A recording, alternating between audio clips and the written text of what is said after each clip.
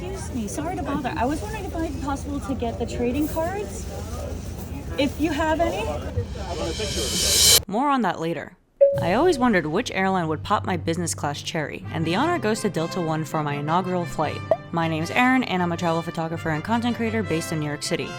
The best part of this whole thing is I only paid a couple $100 for this $8,000 seat. Travel hacking with points made it possible. If you want a breakdown of how I did it, keep watching until the end.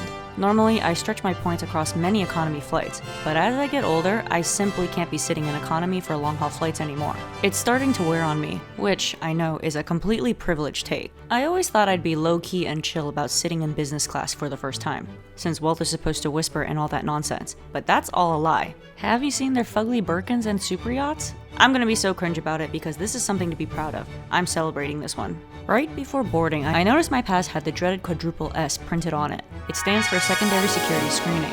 I've only had this once before, and last time it took forever. When boarding started, I braced myself to deal with the waiting room, but to my surprise, it was quick. I'm not sure if it had to do with being in Delta One this time, or if it was simply more efficient in Edinburgh. But once that was done, I could finally focus on the main event. My first ever business class flight.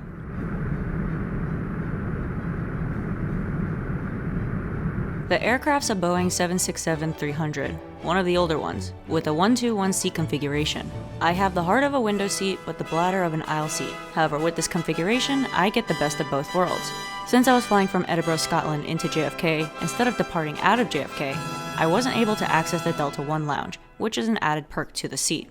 On Delta's website, it says arrivals can use a Delta One lounge, but the way JFK's Terminal 4 is set up, once you clear customs, there's no going back. While I didn't get to enjoy the separate Delta One check-in and lounge, there's always next time. Knowing that other people paid $8,000 for this seat and I didn't is the win for this journny. Hi, I was wondering if it might be possible to ask for the trading cards from the pilot. Sure.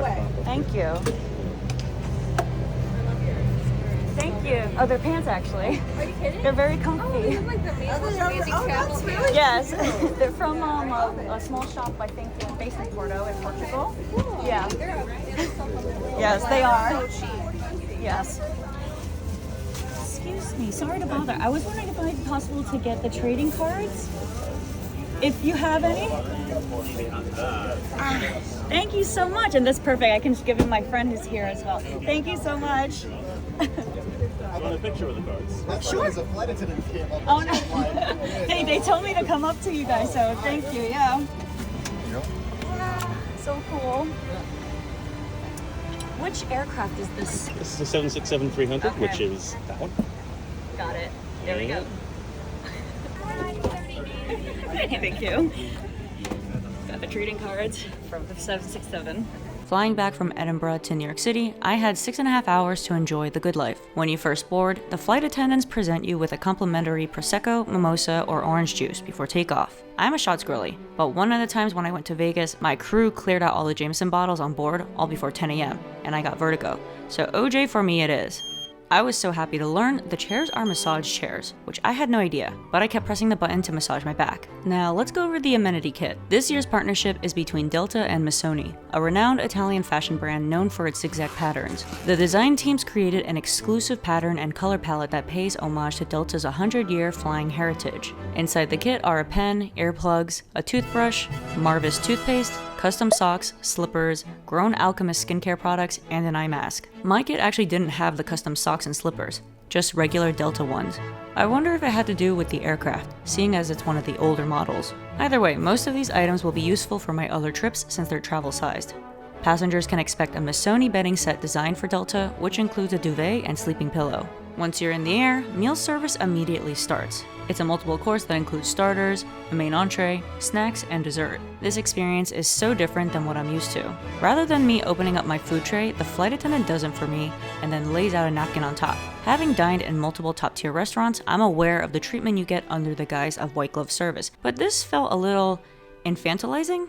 Am I the only one that feels this way? I was actually more stressed for the flight attendants that this is what they have to do. Just a quick note on the food itself. If you've flown other airlines, specifically Asian ones, you'll probably agree that the food on any American airlines just can't compare, even if it's an $8,000 business class seat. I think there's a lot of room for improvement, but again, I didn't have to pay that price tag, so I'm not a stickler for it. There was even an older woman in front of me not eating anything. I always find that odd. If you're gonna spend that much money, then shouldn't you enjoy what you technically paid for? Maybe that's what life is like in our tax bracket. But at the bare minimum, it's wasteful since the flight crew just throws the untouched food out. So let's go over how I booked this seat for only a few $100. Most people think flying business and first class is out of reach, just for people with deep pockets. But there's an achievable way to book if you know where to look. People have been doing this for ages, and I'm finally getting in on the action. The cash value of the seat was almost £6,000, which, converted to USD, would have been about $8,000. If I were to have booked through Delta themselves, it would have cost me 250,000 miles. This is a terrible redemption amount. They're called Delta pesos for a reason. I knew there was a better way to go about this. After doing some comparisons, I booked a Delta One seat through KLM's Flying Blue program, using 61,000 Capital One miles plus taxes for a 12-cent per point redemption. In the travel world, any CPP above 2 is considered good, so to have a 12-cent CPP was amazing. I also helped my friend score an even better deal on his seat. At the time we booked, Flying Blue was running a transfer bonus with Chase Ultimate Rewards, so he was able to use only 49,000 points, which came out to 15 cents per point. Helping someone else get a steal on their first business class flight might have been more satisfying than my own seat. Technically, we paid a little over on the fees for our short 6-hour flight, but with such a high CVP, I still feel like a winner. If you're a serious travel hacker watching this, do not harsh my mellow, but drop a comment. I want to hear your take on how you would use your points when you travel. So to reflect on this, was it the most glamorous aircraft? No. But after years of walking past the curtain, this was a win I've been after for a long time, and now I'm just getting started. That was my first business class flight. The only question left is, which airline will I experience first class with? If you like this video, don't forget to like and subscribe, and see you in the next one.